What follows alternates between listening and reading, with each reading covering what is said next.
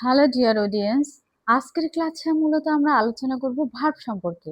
আমরা জানি ইংলিশ সেন্টেন্সে ভার্ব খুবই গুরুত্বপূর্ণ, এসেনশিয়াল একটি পার্ট। এটি ছাড়া যে কোনো ইংলিশ সেন্টেন্সই অসম্পূর্ণ।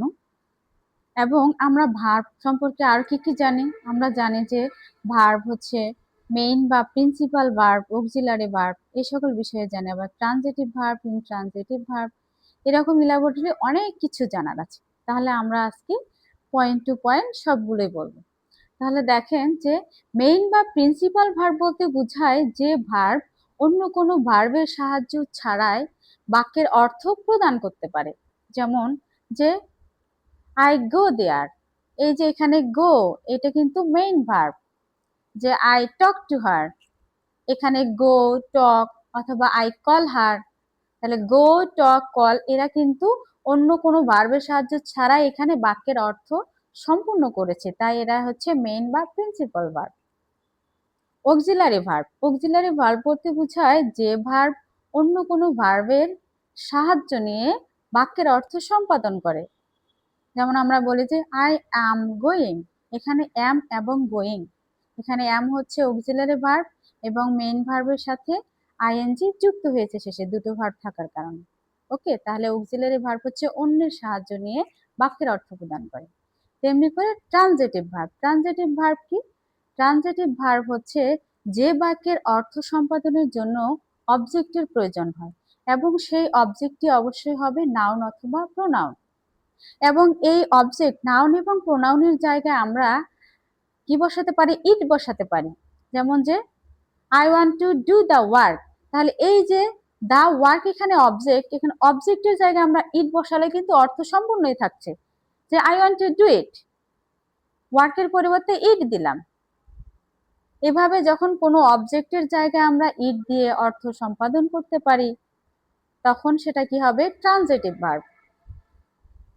তেমনি করে ইনট্রানজিটিভ ভার্ব, ইনট্রানজিটিভ ভার্বে কি হয়? ইনট্রানজিটিভ ভার্বে কখনো অবজেক্টের প্রয়োজন হয় না, এখানে বাক্যের শেষে কি থাকবে? অ্যাডভার্ব অথবা প্রেপোজিশন থাকবে। যেমন আমরা যদি বলি যে আই ওয়ান্ট টু গো দেয়ার, এই যে দেয়ার, হিয়ার, তাহলে আমি সেখানে যেতে চাই, তার তো অবজেক্টের প্রয়োজন নাই, সেখানে যেতে চাই, দেয়ার অথবা হিয়ার। তাহলে এই যে হিয়ার দেয়ার দেওয়ার পরে কিন্তু আমাদের আর অবজেক্ট লাগে না, অর্থ স্বয়ং সম্পূর্ণ হয়ে যায়। তো তাহলে ইনট্রানজিটিভ ভার্বে কি লাগে না? অবজেক্ট লাগে না। তাহলে আমাদের মনে রাখতে হবে যে অবজেক্ট মূলত নাউন বা প্রোনাউন হয়। তাহলে নেক্সট আমরা জানবো যে কমপ্লিমেন্ট। কমপ্লিমেন্ট কি? কমপ্লিমেন্ট হচ্ছে অ্যাডজেক্টিভের পরে যে নাউন সাবজেক্ট বসে সেগুলো যদি একই ব্যক্তি বা বস্তুকে বোঝায় তাহলে সেটি কমপ্লিমেন্ট। যেমন আমরা যদি বলি যে I want to be a doctor, তাহলে এই যে আমি কিন্তু ডক্টর হতে চাচ্ছি, তাহলে আই এবং ডক্টর স্বয়ং আমাকেই বুঝাচ্ছে।